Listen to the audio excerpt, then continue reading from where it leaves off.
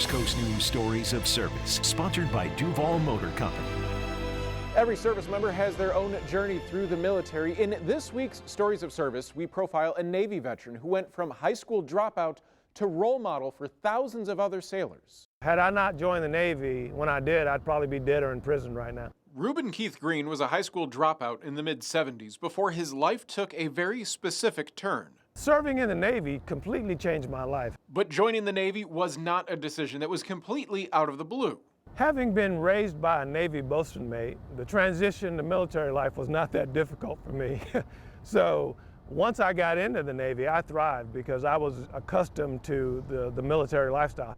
Green served in the Navy for 22 years before retiring in 1997 as a lieutenant commander.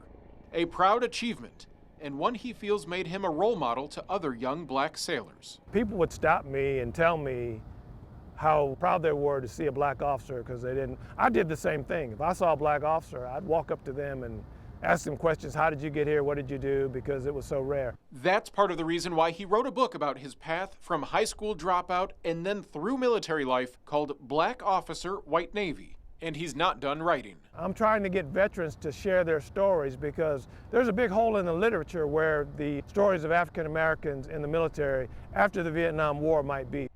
Green continues to write stories for Liberty Life Media about service members and their stories. If you have a story of service that you would like us to profile, send us an email to storiesofservice@firstcoastnews.com.